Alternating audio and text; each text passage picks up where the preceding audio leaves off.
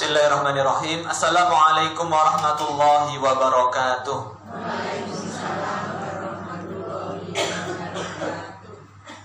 Alhamdulillahilladzi arsala rasulahu bil huda wa dinil haqq liyudhhirahu 'alad dini kullihi wa kafa billahi shahida. Asyhadu an la ilaha illallah wahdahu la syarika lah wa asyhadu anna Muhammadan 'abduhu wa rasuluh. Yaqulullahu subhanahu wa ta'ala fil Qur'anil Karim, ya ayyuhalladzina amanu taqullaha haqqa tuqatih wa la tamutunna illa wa antum muslimun. Allahumma salli wa sallim wa barik wa an'im ala nabiyyina wa rasulina wa habibina wa qurrati a'yunina wa qudwatina Muhammadin wa ala alihi wa sahbihi ajma'in. Allahumma 'allimna ma yanfa'una wa anfa'na bima 'allamtana wa zidna ilman wa 'amalan fiqhan fid din. Allahumma la sahla illa ma ja'altahu sahla wa anta taj'alul husna idza syi'ta sahla. Allahumma sahhil umurana. Allahumma amin. Kaum muslimat, ibu-ibu jamaah pengajian rahimani wa rahimakumullah. Alhamdulillah, pada kesempatan sore hari ini di tengah cuaca yang sedang alhamdulillah, tidak hujan juga tidak panas. Alhamdulillah kita bisa berkumpul kembali di Mushola Al-Mu'minun ini dalam keadaan sehat walafiat, dalam keadaan lapang, semua tercukupi. Dan ini semua adalah nikmat besar, karunia besar yang Allah berikan kepada kita. Sementara pada saat ini saudara-saudara kita sebangsa setanah air dan juga seagama di beberapa titik atau kabupaten di belahan Indonesia, tepatnya di Aceh, Sumatera Barat, masih terisolir, masih belum tersentuh bantuan, atau kalau jika ada bantuan masih minim sekali. Jenengan bisa bayangkan kekurangan air bersih. Jenengan bisa bayangkan kekurangan makanan.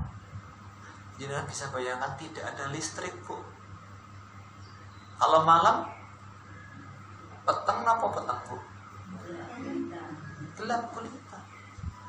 Belum lagi nanti ada yang sakit, belum anak kecil yang masih belum stabil keadaannya. Mereka hidup dalam keterbatasan, sedang diuji oleh Allah Subhanahu wa ta'ala dengan kesempitan. Dan kita saat ini diuji atau tidak, Ibu? Diuji dengan apa? Kelapangan. Bukan lapangan sepak bola mungkin. Lapangan kondisinya Masya Allah serba lengkap. Ini ujian juga. Jangan dikira yang namanya ujian itu identik dengan kesusahan. Tidak. Allah Subhanahu wa ta'ala mengatakan dalam surat Al-Anbiya, wa nabluukum bisyarri wal khairi fitnah. Kami akan uji kalian dengan keburukan dan juga dengan kebaikan sebagai bentuk fitnah bagi kita semua. Nah, pembukaan ini sangat cocok sekali dengan materi kita kali ini. Ibu-ibu sama ngertos dereng? Dereng nggih?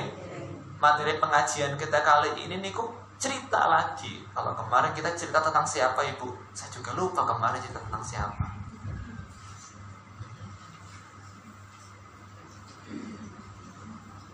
Wonten sing kelingan mboten, Bu? Pengajian wingi niku ceritanya napa nggih, Mas? Kalau saya lupa ya.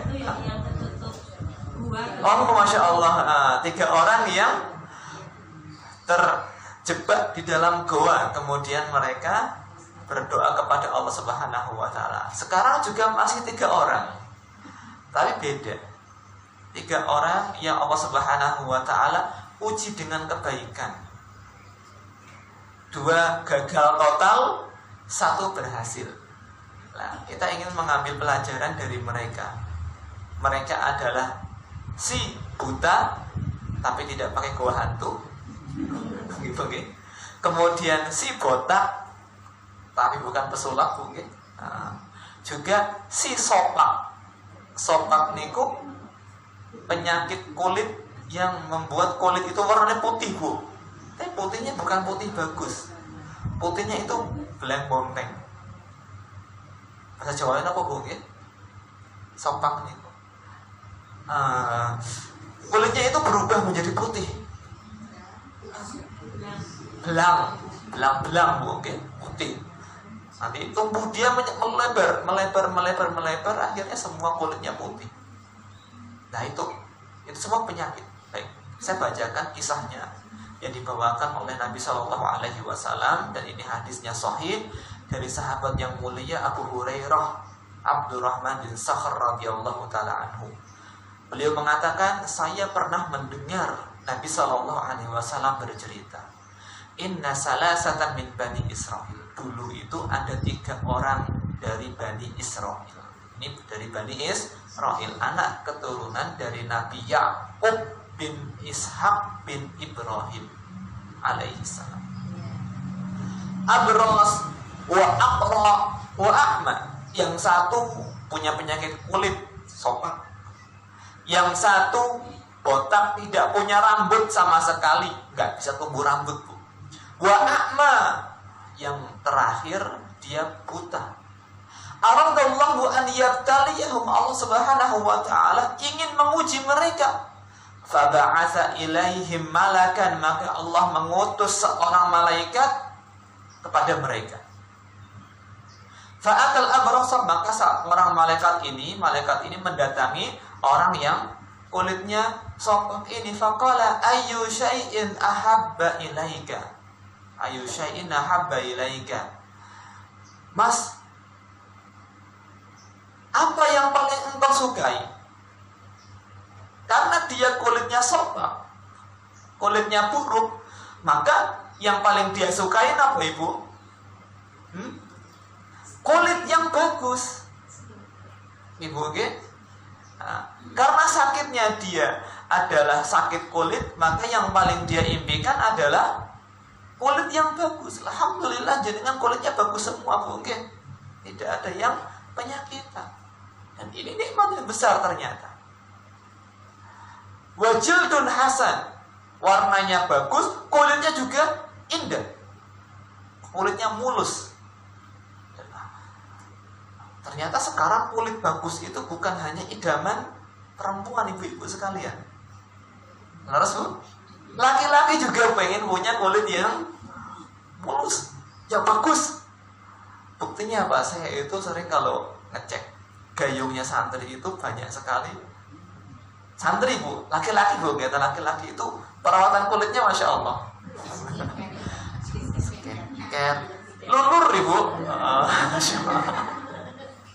Luluran. Kalau sabun muka mesti punya. Nah, lulur itu beberapa santri punya lulur. Katanya, Ustaz, perawatan juga penting, Ustaz. Masya Allah.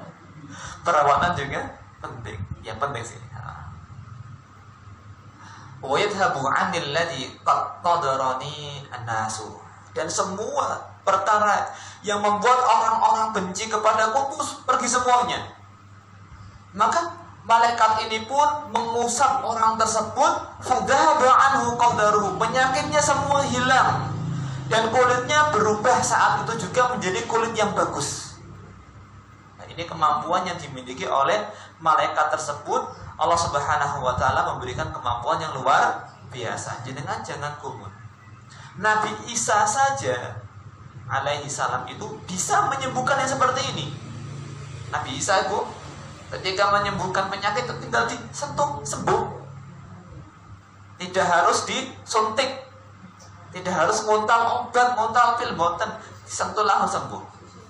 Kita lanjutkan ceritanya. Qala fa ayyul mali ahabbu ilaika. Mas, harta apa yang paling engkau sukai? Dia menjawab, al-ibil, saya paling senang unta. Saya paling senang unta. Au qala al-baqar. Perawi yang meriwayatkan hadis ini ragu, ini unta atau sapi ya yang dibicarakan ya. tapi cenderung lebih ke unta. Unta yang paling saya sukai.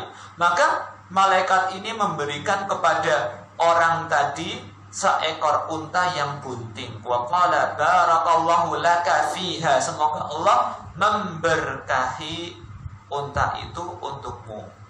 Nah ini kalau kita melihat barang bagus milik orang lain, selain kita mengucapkan Masya Allah, kita juga doakan keberkahan. Barakallahu laka fiha.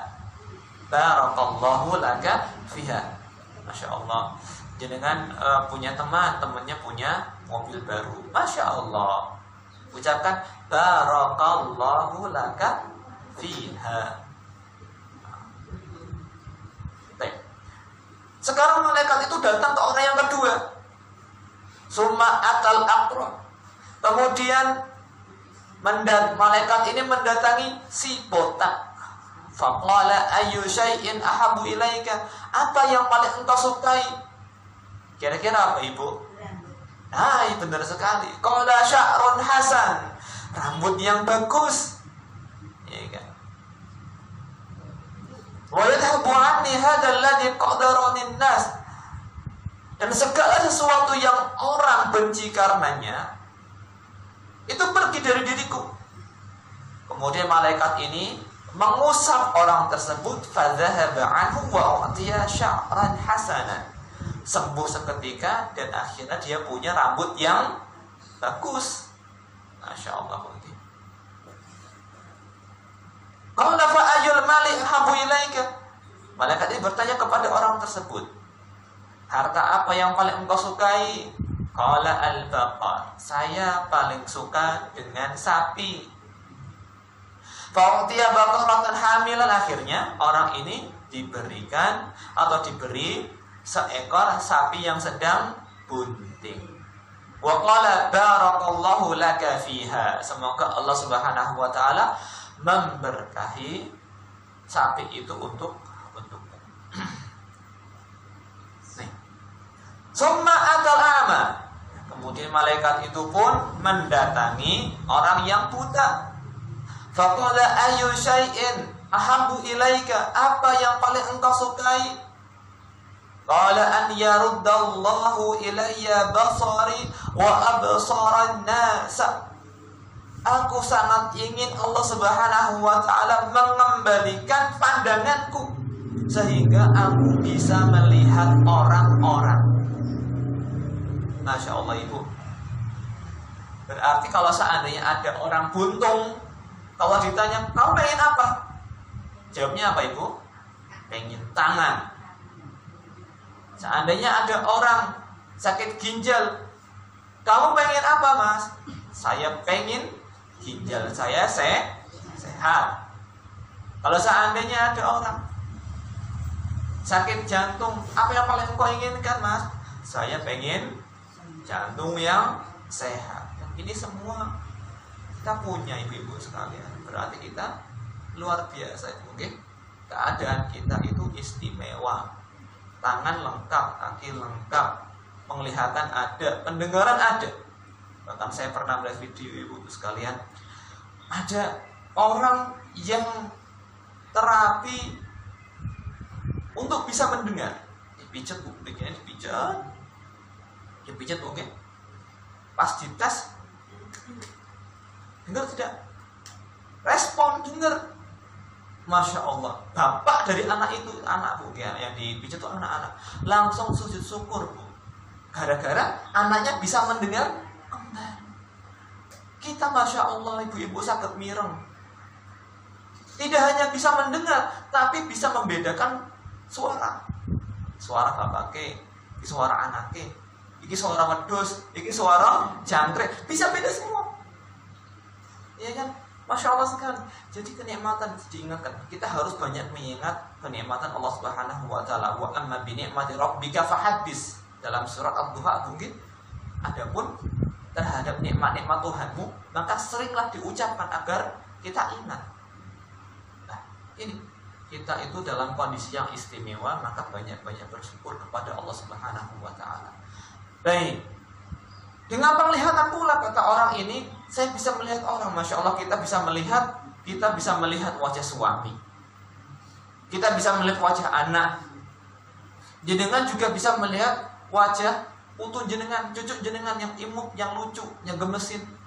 Coba kalau seandainya kita tidak bisa melihat dunia yang warna-warni ini, yang gemerlap ini, semua menjadi apa ibu? Gelap gulita. Masya Allah, penglihatan ini luar biasa. Dan harganya mahal, bukan murah. Murah. Maka malaikat ini, Masya Allah, ketika orang ini pengen seperti itu, diusap, langsung sembuh seketika itu. Kemudian bertanya, fa ayyul mali ahabu ilaika? Kamu tuh pengen harta apa sih? Apa harta yang paling kau sukai? Qala al-ghanam. Saya pengen paling senang dengan kambing. Fa'utiya syatan walidan. Maka orang ini pun diberikan seekor kambing yang sedang hamil. Maka beberapa waktu kemudian, Masya Allah, harta mereka berkembang biak, jadi banyak. Yang untane akeh pol, sing sabine akeh pol, sing wedusnya juga banyak sekali, memenuhi sebuah lembah, isinya kambing semua, milik satu orang. Nah, disinilah mulai ujian itu datang. Maka malaikat ini pun mulai mendatangi satu persatu dari mereka bertiga, Bu, dengan bentuk seperti keadaan mereka dulu. Ketika mendatangi orang yang penyakit sopat, malaikat ini datang kepada orang tersebut dalam kondisi seorang yang sopat. Ketika datang kepada si botak yang sudah punya rambut bagus itu, Bu, datang dengan kondisi rambutnya botak. Ketika datang kepada si buta, datang dalam kondisi buta. Nah, untuk menguji mereka. Kemudian malaikat ini datang kepada orang yang sopak tadi. Faqala rajulun miskin. Pak, saya ini laki-laki yang miskin. Saya sedang safar, kehabisan bekal. Safar itu perjalanan jauh, Bu. Saya sedang kehabisan bekal. Fala balaghu ilal yaumi illa billahi tsumma bika. Tidak ada yang bisa menyampaikan aku ke tujuanku kecuali Allah dan bekal darimu. Maka aku minta dengan menyebut nama Tuhan yang telah memberikan engkau kulit yang bagus, warna yang bagus itu, saya minta sedikit saja dari hartamu. Tolong tahi saya satu onta saja. Oke? Nah, seperti itu. Maka apa jawabannya? Maka orang ini menjawab, al-huququ katsiratun. Saya itu masih punya banyak kebutuhan. Jangan minta-minta. Kebutuhanku masih banyak. Saya harus bayar ini, bayar itu, bayar ini, bayar itu. Jangan. Gak ada harta untukmu. Maka malaikat ini mengatakan, ka'anni a'rifuka. Kayaknya saya tahu kamu dulu siapa. Sepertinya saya tahu dulu tuh kamu seperti apa. Alam takun abros. Bukankah dulu kamu juga punya penyakit sopak? Yang semua orang tuh jijik ketika melihatmu. Dulu engkau fakir, dan sekarang Allah berikan semua harta ini. Diingatkan tentang kondisinya dulu, Bu. Tapi orang ini gak ingat, pura-pura lupa, menyombongkan diri. Dia mengatakan, innama warastu hadzal mal kabirun an kabirin. Saya warisi harta ini semua yang saya miliki itu warisan dari bapakku. Bapakmu dari mana? Ya kan? Bisa bohong, Bu. Saya ketika membaca kisah ini, Masya Allah, ternyata sifat manusia ya seperti ini dari dulu, Bu. Ada tipe yang seperti ini, tidak mau mengakui asal usulnya. Ketika sudah sukses, dia lupa kondisi dia yang dulu. Maka malaikat ini mengatakan, in kunta kadziban fasayyarakallahu ila ma kunta. Kalau engkau dusta, bohong, semoga Allah mengembalikanmu seperti dulu kamu. Kira-kira apa yang terjadi, Ibu? Yang terjadi apa kira-kira ya? Terkabul doanya malaikat, Bu. Doanya malaikat terkabul. Akhirnya dia kembali seperti dahulu kala. Sopak maning, melarat maning. Masya Allah. Kemudian sekarang datang kepada orang yang kedua, orang yang botak, ya kan? Dia malaikat ini datang menemui si botak ini dalam kondisi yang botak juga. Dia mengatakan seperti apa yang dikatakan kepada si sobat tadi. Saya itu orang miskin, sedang dalam perjalanan, tolong bantu saya. Jawabannya juga sama. Sama. Ini saya masih punya banyak kebutuhan. Tidak ada untukmu. Dan diingatkan lagi sama malaikat ini, sepertinya saya ingat kamu. Kamu dulu bukannya orang yang botak, kamu dulu fakir, kemudian Allah Subhanahu wa Ta'ala buat engkau kaya raya, tapi juga dia menolak. Maka malaikat itu pun mendoakan, kalau seandainya engkau bohong, semoga jadi seperti dulu lagi. Akhirnya jadi seperti dulu lagi. Berarti dua orang gagal mungkin menerima ujian harta benda. Orang yang ketiga, kira-kira berhasil tidak ini, Bu? Nah, ini yang berhasil, Bu, ya. Semoga Allah Subhanahu wa Ta'ala menjadikan kita seperti orang ketiga ini, bukan seperti orang yang kedua. Yang pertama dan kedua. Summa atal a'ma fi suratihi wa hayatihi. Kemudian malaikat ini mendatangi orang yang buta dengan kondisi buta dan kondisi seperti dulu dia. Faqala rajulun miskin wa ibnu sabil. Saya adalah orang yang miskin dan orang yang sedang dalam perjalanan. Bekalku habis. Saya minta dikasih harta lah sedikit. As'aluka billadzi radda 'alaika basaraka. Saya minta dengan menyebut Tuhan yang telah mengembalikan penglihatanmu. Saya minta 1 ekor kambing yang bisa saya jadikan sebagai bekal perjalananku. Faqala. Maka ini orang mengatakan, dia langsung ingat keadaannya dulu. Qad kuntu a'ma, dulu saya itu juga buta, Mas. Seperti kamu sekarang buta. Faradallahu ilayya basari, kemudian Allah Subhanahu wa Ta'ala. Jadi ketika kita mendapatkan nikmat, ketika sembuh, itu langsung Allah menyembuhkan saya. Sandarkan nikmat itu kepada sang pemberi nikmat. Siapa? Allah Subhanahu wa Ta'ala. Jangan ragu untuk mengatakan semua ini yang saya miliki dari Allah. Badan yang sehat ini dari Allah. Kesejahteraan saya dari Allah Subhanahu wa Ta'ala. Pokoknya wa ma bikum min ni'matin faminallah. Dalam surah An-Nahl disebutkan, apapun nikmat yang nempel dalam tubuh kita itu dari Allah Subhanahu wa Ta'ala. Orang ini lanjut mengatakan, fahud masyita wada' masyita. Silahkan engkau ambil sesukamu, sisakan sesukamu. Masya Allah. Si buta ini mengatakan kepada si pengemis tadi, atau orang yang datang, dia nggak tahu kalau ini malaikat, Bu. Dia nggak tahu kalau orang ini adalah malaikat. Ambil sesukamu, sisakan sesukamu. Fa wallahi ma ajhaduka al-yawma bi syai'in akhadtahu lillahi azza wa jalla.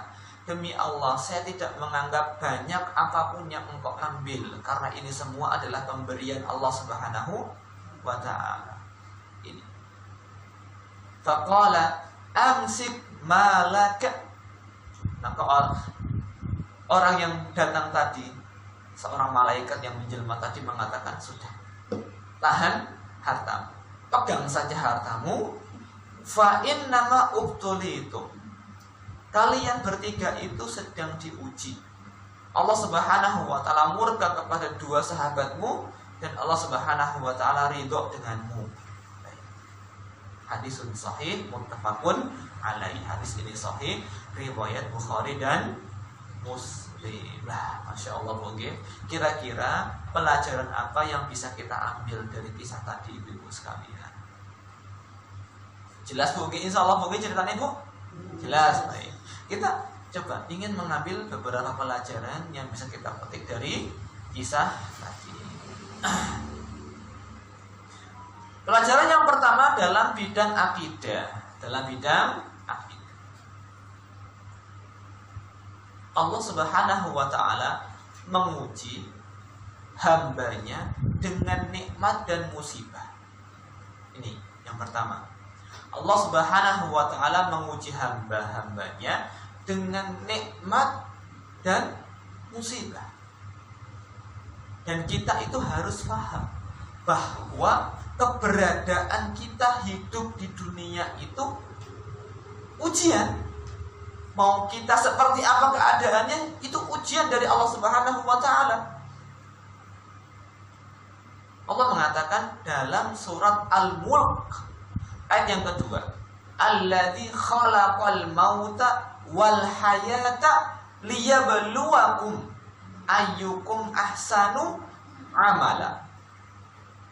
Dialah Allah yang telah menciptakan kematian dan menciptakan kehidupan. Allah yang menciptakan kematian, Allah yang menciptakan kehidupan. Liyabluwakum, untuk menguji kalian. Tujuan ujian ini apa? Ayyukum ahsanu amala. Siapa di antara kalian yang amalannya itu paling baik dan paling bagus. Itu tujuannya, Bu. Ada kematian, ada kehidupan. Ada kematian, kita melihat kematian, Bu. Kita melihat kematian orang lain.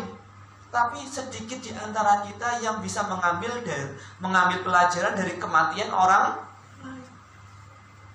Jenengan ibu-ibu yang sudah sepuh, beberapa teman jenengan pasti sudah meninggal. Harus betul, Bu? Ya, Bu, mungkin tahun lalu ada yang meninggal, tahun kemarin juga akan ada yang meninggal. Beberapa sahabat jenengan sudah ada yang meninggal. Jenengan berpikir, suatu hari saya juga pasti akan meninggal seperti mereka meninggal. Nah, ini kita berpikir ke sana karena Allah menciptakan kematian. Allah Subhanahu wa ta'ala juga yang menciptakan kehidupan. Kita punya anak, alhamdulillah anak kita juga ujian untuk anak kita hidup.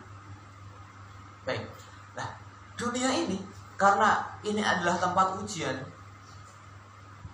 bukan tempat yang nyaman untuk hidup.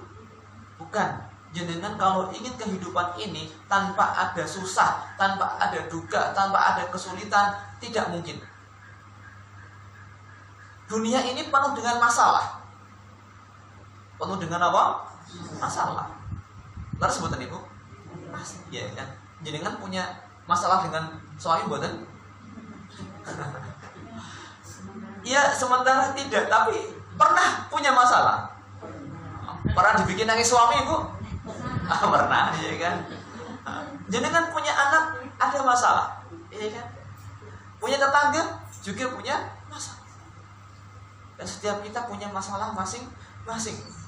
Ada yang sedih, ada yang gundah, ada yang khawatir, ada yang bosan. Ibu, kan? Nah semua itu ibu-ibu sekalian mengingatkan kita akan adanya satu tempat yang tidak ada masalah sama sekali. Temudi niku Ibu? Temudi? Di surganya Allah Subhanahu wa ta'ala. Dunia ini penuh masalah, harusnya kita itu rindu dengan sebuah tempat yang tidak ada masalah sama sekali.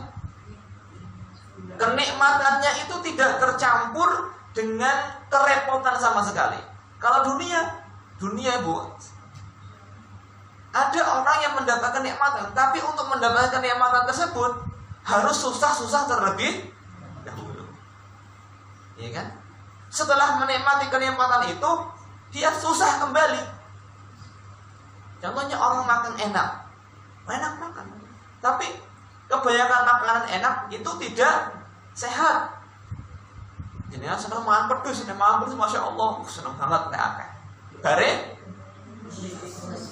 jadi apa? Iya kan? Itu. Ada pun di surganya Allah Subhanahu wa ta'ala. Jadi ingin apa? Ada. Ingin buah-buahan kalau di dunia, masya Allah, pengen pelem, nanti gentari, ambil genter, sogrok. Adapun di surga itu rantingnya itu mentiung dewek, mentiung bisa kita memetik dengan rebahan bisa, Bu. Memetik dengan rebahan bisa. Kalau nyata bisa. Pokoknya jenengan ingin apa saja bisa. Ingin apa saja bisa dan ada. Nah, itu. Dunia ini adalah tempat ujian. Baik.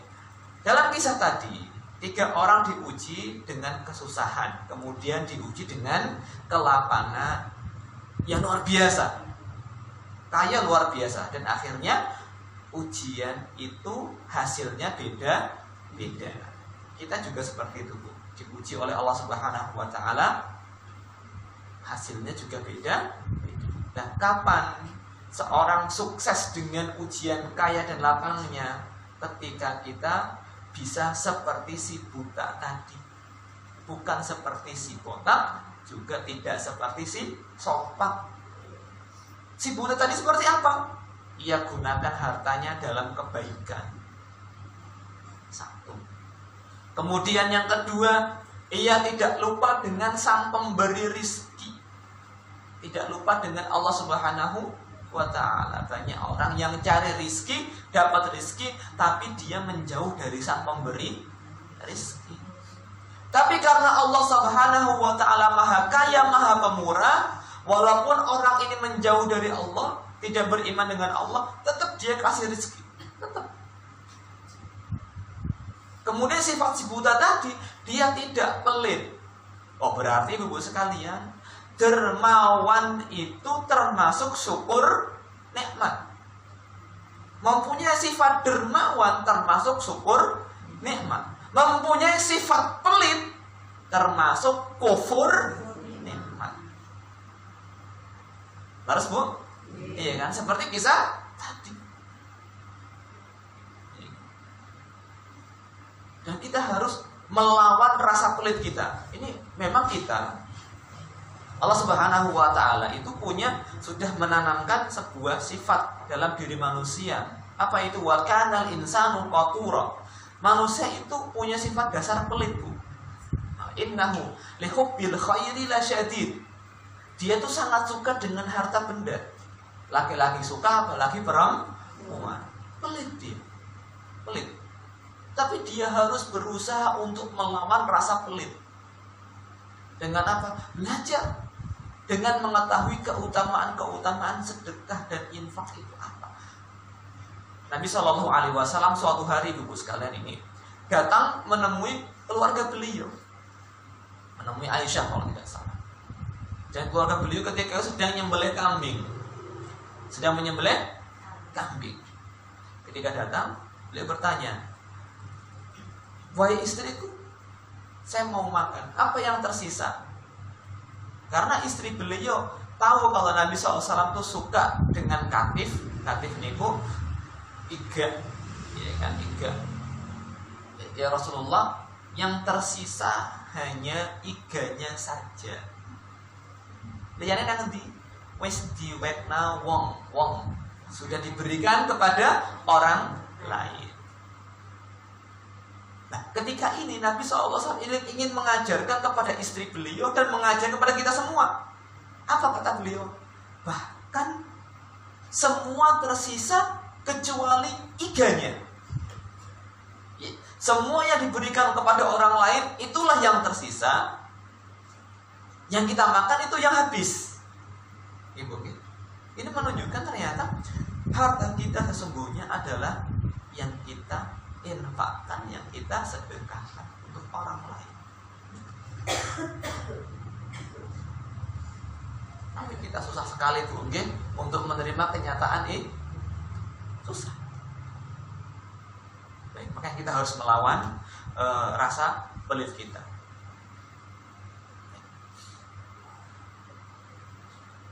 Seorang yang bersyukur ini, manfaatnya itu kembali kepada siapa ini? Kalau dilihat dari kisah tadi, manfaat syukur itu kembali kepada diri sendiri, mungkin. Akhirnya apa? Sebuta tadi, karena dia bisa bersyukur, sudah hartanya dia diambil, kemudian dia terus menerus dalam kenikmatan. Makanya Allah mengatakan dalam surat Luqman ayat yang ke-12, "Wa man yashkur fa innama yashkuru li nafsi." Barang siapa yang dia bisa bersyukur, maka manfaat syukurnya itu untuk dirinya sendiri. Wa man kafara, barang siapa yang kufur, fa innallaha ghaniyyun hamidun. Barang siapa yang kufur, Allah itu maha kaya, enggak butuh dengan kamu. Hamidun, tetap maha terpuji walaupun kamu tidak memuji Allah Subhanahu wa taala. Ini pelajaran yang pertama, panjang, ya kan? Pelajaran yang kedua dalam bab akidah, apa itu? Allah Subhanahu wa taala maha kuasa untuk mengubah keadaan manusia seketika. Allah maha mampu. Allahu ala kulli syai'in qadir. Allah maha mampu atas segala sesuatu. Bisa membolak-balikkan keadaan. Yang kaya langsung bisa jadi miskin, yang mulia langsung bisa jadi terhina, yang hina langsung bisa jadi terhormat. Seketika bisa, ya kan? Contohnya siapa? Tadi orang yang sopan, 3 orang tadi langsung sembuh hanya dengan diusap. Dan ini Allah Subhanahu wa taala berikan kepada beberapa orang nabinya. Di antaranya Nabi Isa alaihi salam, ada orang meninggal diusap oleh beliau hidup lagi. Ada orang sakit buta diusap oleh beliau alaihi salam, Nabi Isa hidup lagi. Ada orang sakit ini sakit itu, cuma diusap. Makanya Nabi Isa alaihi salam itu punya gelar Al-Masih. Apa Bu? Al-Masih. Al-Masih itu dari kata masaha yang sahu. Apa artinya? Mengusap, kordimek. Langsung mari. Dan ternyata Nabi kita Muhammad sallallahu alaihi wasallam itu juga diberikan kemampuan untuk itu. Diberi kemampuan untuk itu. Tapi tidak terus-menerus beliau gunakan, hanya dalam beberapa momen saja. Contohnya Ibu sekalian, dalam perang Khaybar yang terjadi sekitar tahun ke-5 Hijriah, Nabi SAW ingin mengutus Ali bin Abi Thalib sebagai pemimpin dan nantinya pasukannya akan menang. Ternyata ketika itu Ali bin Abi Thalib sedang beleken. Beleken apa Bu? Sakit mata. Nek arep melek mboten saged kok pegel banget rasane. Ciloke akeh. Maka oleh Nabi SAW itu hanya apa? Diusap. Diludahin sedikit, diusap, kemudian sembuh total. Sebab tidak ada apa. Di kesempatan yang lain ada seorang sahabat Nabi namanya Abdullah bin Atib, diberi tugas untuk membunuh seorang Yahudi yang kerjaannya adalah menjelek-jelekkan Nabi dan mengolok-olok kaum muslimah. Diberi tugas untuk membunuh orang Yahudi. Ketika menjalankan misi, anjrot sahabat ini namanya Abdullah bin Atib. Dia mengira ketika sudah selesai tugasnya, sudah membunuh Abu Na'ilah kalau nggak salah namanya, seorang Yahudi ini, Ka'ab bin Ashraf. Ka'ab bin Ashraf kalau tidak Abu Na'ilah. Dia mengira kan undak-undakan Bu, okay? Dikira sudah sampai tanah. Dia anjut, ternyata saya jumur Bu. Anjut, truk, kakinya patah. Dengan disyarat-syarat dia datang ke Nabi SAW menceritakan bahwasanya sudah sukses. Maka Nabi pun mengusap kakinya, langsung sembuh Bu. Langsung sembuh. Yang ketiga, contoh Nabi SAW bisa menyembuhkan secara langsung mungkin. Ketika perang Uhud, ada seorang sahabat namanya Qatadah bin Nu'man. Matanya itu keserempet panah. Kan panah ada ujung matanya, sehingga ini bola matanya kandil-kandil. Masya Allah begitu. Cekelnya deh Bu. Dia datang ke Nabi SAW. Oleh Nabi SAW diusap, dibalikin, sembuh total. Dan ini tertulis dalam kitab-kitab sirah Nabawi. Nah, itu kuasanya Allah Subhanahu wa ta'ala, bisa menyembuhkan. Tapi kalau kita sekarang ini, Allah Subhanahu wa ta'ala sudah menerapkan sebuah hukum, apa itu? Sunnatullah, ada sebab, ada akibat. Jadi dengan kalau sakit, pengen sembuh, harus menjalankan sebabnya. Sebabnya apa? Yo berobat.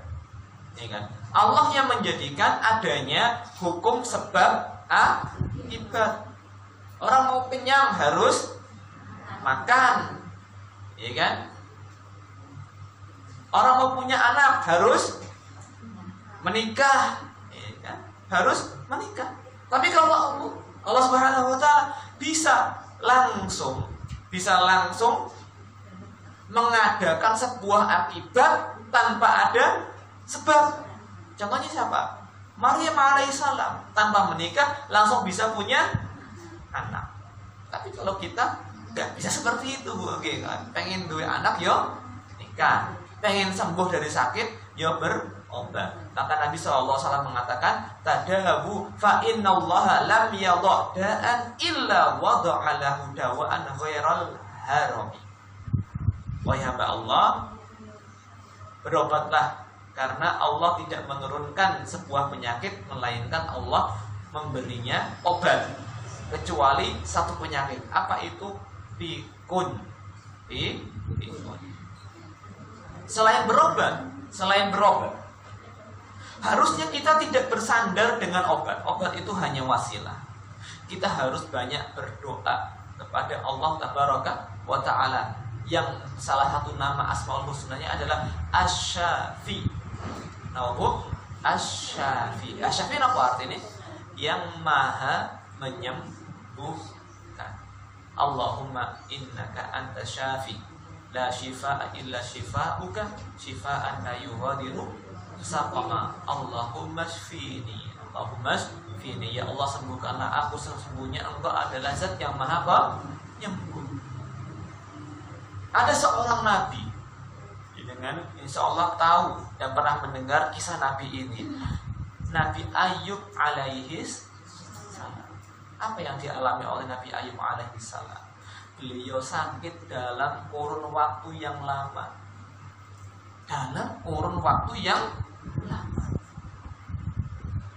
Puluhan tahun, ibu sekalian. Puluhan tahun.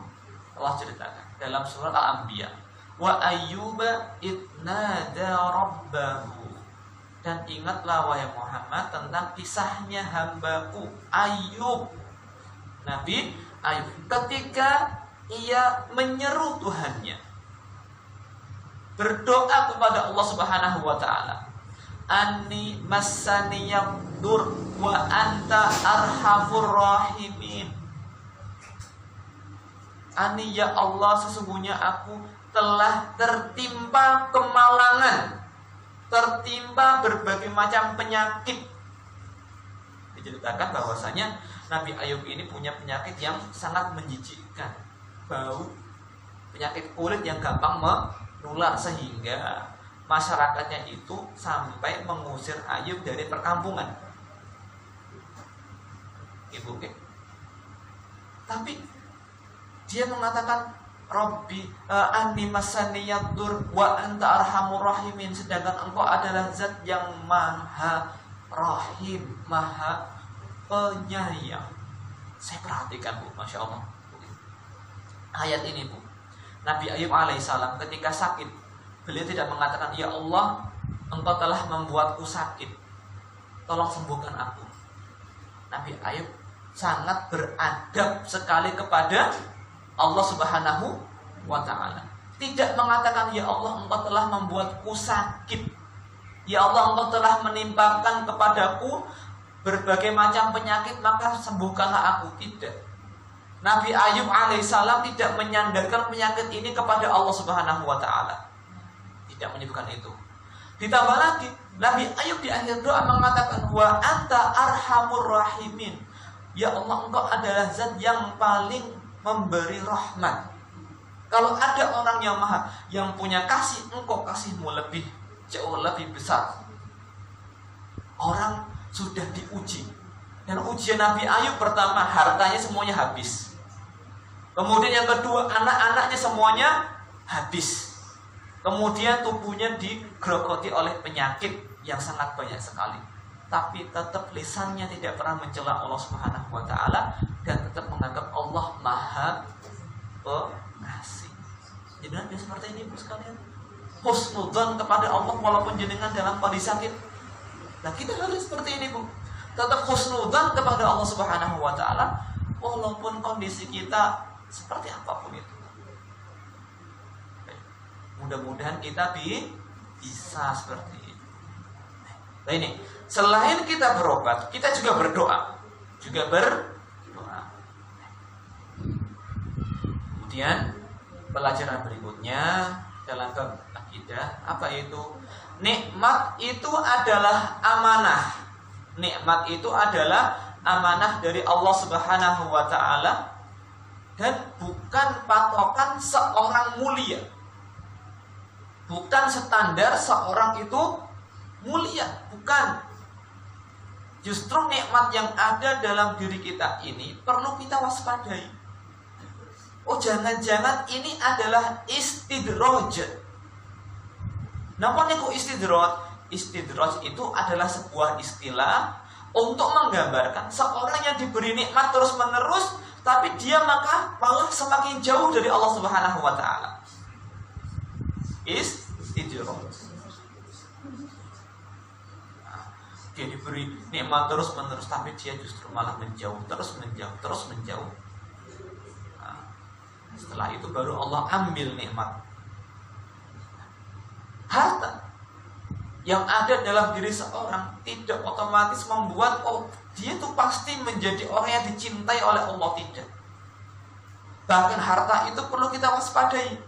Kenapa? Harta yang banyak yang ada dalam diri kita itu bisa mengakibatkan seorang bermaksiat, baik maksiat hati ataupun maksiat lahiriah, maksiat batin atau maksiat lahir. Maksiat batin itu apa, Ustaz? Bukankah orang yang banyak hartanya itu lebih mudah untuk sombong? Lah sebutan Bu? Iya kan? Sombong itu apa? Kata Nabi SAW, al-kibru ghamtun nas, batarul haq wa ghamtun nas. Kesombongan itu adalah menolak kebenaran dan meremehkan manusia, meremehkan orang lain. Banyak orang kaya ketika disampaikan kebenaran itu menolak. Bahkan musuh-musuh dari para nabi dan rasul itu kebanyakan adalah orang-orang yang kaya raya. Orang yang kaya raya. Wa ghamtun nas, iya, dia meremehkan manusia yang hartanya lebih sedikit dari dia. Apa randuwe bondo, apa kowe randuwe mobil, apa kowe randuwe omah apik. Nyongki lho, omah apik, mobilnya akeh, bojone ayu. Ya kan? Ya kan? Ini dia mempunyai perasaan untuk meremehkan orang lain. Ini maksiat bukan, Ibu sekalian? Oh, maksiat ini. Bahaya enggak? Bahaya. Nabi SAW mengatakan la yadkhulul jannata man kana fi qalbihi mithqalu dzarratin min iman. Enggak bisa masuk surga orang yang punya sedikit rasa sombong dalam hatinya walaupun sebesar biji sawi. Enggak boleh ada rasa sombong dalam diri kita. Nah, orang yang punya harta itu kalau nggak pandai mengatur hati, itu bisa terjatuh dalam kesombongan. Ini Masya Allah, ternyata bahaya. Maksiat lahir, Bu, maksiat badan. Dengan adanya harta di tangan seorang, maksiat yang dia bisa kerjakan itu lebih bisa bervariasi dan lebih bisa banyak lagi maksiatnya. Orang kalau nggak punya harta itu hanya bisa berangan-angan, jalan-jalan di bodoh sambono ya. Ibu mungkin, kamu nanti duit di satu kaya. Dia nggak punya uang sehingga nggak bisa beli alat emasnya. Orang yang punya harta, dia bisa berzina dengan wanita siapapun yang dia mau. Ya kan? Kalau orang miskin bisa tidak? Tidak bisa. Buatan sakit. Orang laki-laki kalau punya harta nggak punya iman, dia kalau mau berzina gampang. Dengan siapapun dia bisa. Iya kan? Dia bisa beli minuman-minuman keras yang harganya mahal. Dia bisa pergi ke diskotik, dia bisa pergi ke tempat-tempat maksiat yang semuanya itu butuh modal harta. Nah ini dengan harta itu orang maksiatnya lebih bisa bervariasi. Nah, ini satu sisi dari sisi negatif harta yang harus kita waspadai. Sebaliknya, kalau harta itu ada di tangan orang yang soleh, itu manfaatnya juga besar sekali, Bu. Manfaatnya juga sangat-sangat besar sekali, ya kan? Bahkan Nabi SAW sampai mengatakan kita itu nggak boleh iri melainkan kepada dua orang. Salah satunya adalah seorang yang kaya, soleh, kaya, dia bisa membelanjakan hartanya di jalan yang baik. Itu kita boleh iri kepada orang tersebut. Berapa Ibu? 5 menit lagi, Bu. Oke? 5. Karena apa yang kita punya itu adalah milik Allah Subhanahu wa taala. Kalian harus sadar, semua yang kita punya itu hanya milik Allah. Kita melihat bencana yang ada di mana? Aceh, yang di Sumatera Barat, ya Allah, betapa mudah Allah mengambil semua yang apa kita miliki. Ada orang yang rumahnya hilang. Ada orang yang Masya Allah, rumahnya hilang, mobilnya hilang, hartanya hilang. Semua yang hanya tersisa adalah baju yang melekat di badannya. Ketika nikmat kita yang nempel dalam diri kita diambil oleh Allah Subhanahu wa taala, jangan terlalu protes. Karena ada tipe orang ketika diambil nikmatnya protesnya buatan main. Protes banget, tidak rela sama sekali nikmatnya diambil. Kalau kita sudah sadar nikmat itu dari Allah, itu adalah amanah dari Allah, ketika diambil, tolong jangan banyak protes. Yang sabar, yang ridho. Dan ada satu kisah yang terjadi dalam masanya Nabi SAW. Ada seorang sahabiat namanya Ummu Sulaim, punya suami namanya Abu Tolhah. Ummu Sulaim itu ibu dari Anas bin Malik, pembantunya Nabi SAW.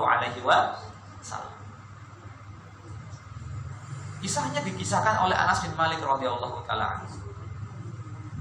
Abu Tolhah itu punya anak dari Ummu Sulaim, ya kan? Punya anak, dia sangat sayang kepada anak tersebut. Ketika mau bepergian Abu Tolhah ini, anaknya sakit. Sakit. Ketika bepergian dalam jangka waktu yang mungkin lumayan lama, mungkin Abu Tolhah kembali pulang ke rumah, tanya kepada istrinya yang namanya tadi siapa, Bu? Ummu Sulaim. Bu, gimana kabar anak? Gimana kabar anakku?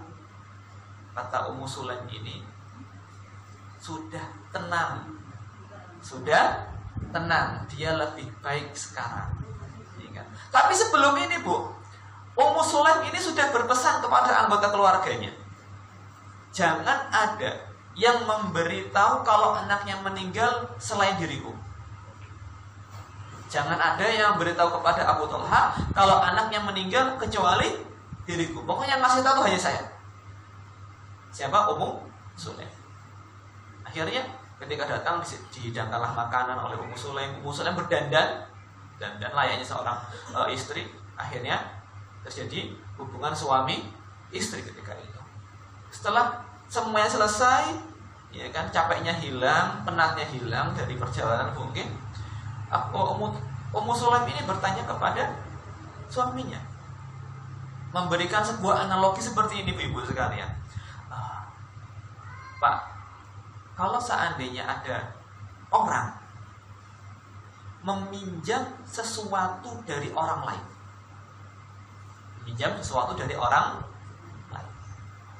nah, kemudian dia pakai, kemudian orang lain ini meminta barang tadi, kira-kira yang minjem itu berhak untuk menolak, untuk mengembalikan atau tidak?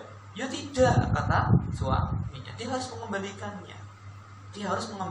Karena itu hanya barang pinjaman. Maka ketika itu Ummu Sulaim mengatakan, ketahuilah wahai suamiku, bahwa anakmu itu sudah diambil oleh Sang Maha Kuasa. Sudah diambil. jengkel ibu ya kan, jengkel ya kan. Kok nggak ngomong dari tadi kalau anakku sudah meninggal? Pokoknya jengkel sekali ya kan, jengkel sekali. Saya sampai makan sampai pokoknya ini jengkel lah. Akhirnya dia menemui Nabi SAW. Dia menemui Nabi SAW, menceritakan apa yang terjadi, menceritakan apa yang diperbuat oleh istrinya Ummu Sulaim. Tapi Nabi SAW justru membela Ummu Sulaimnya, membela istrinya yang sudah sangat lihai dalam mengatur emosi. Biasanya kalau dalam momen seperti itu, yang lebih sedih siapa? Ibu atau bapak? Ibu. Tapi ini Ummu Sulaim luar biasa sekali, ibu sekali. Bisa mengatur emosi sehingga bisa sampai menghidangkan makanan, bahkan terjadi hubungan suami istri. Bukan, saya yakin bukan karena tidak sayang, bukan, tapi karena dia yakin dan sadar bahwa apa yang dia miliki hanya titipan dari Allah Subhanahu wa Ta'ala. Bukan berarti nggak boleh sedih, bukan, boleh sedih. Nabi SAW ketika anak beliau yang namanya Ibrahim itu anak Nabi SAW dari seorang wanita namanya Maria Al-Qibtiyah, meninggalnya itu di pangkuan Nabi SAW, Bu. Jakarta Lemongnya di pangkuan Nabi SAW. Beliau itu menangis menitikan air mata. Nah, saat bin Mu'adz, seorang sahabat melihat, "Wahai Rasulullah, kau menangis?" "Iya, saat ini air mata rahmat, air mata kasih sayang." Wajar seorang ketika diberi ujian menangis, kemudian sedih, tapi itu semua tidak membuat dia bersuudzon kepada Tuhannya, kepada Allah Subhanahu wa Ta'ala. Wallahu ta'ala a'lam bishawab. Masih ada pelajaran yang lain, tapi waktunya terbatas. Monggo Ibu sekalian kalau ada pertanyaan silakan.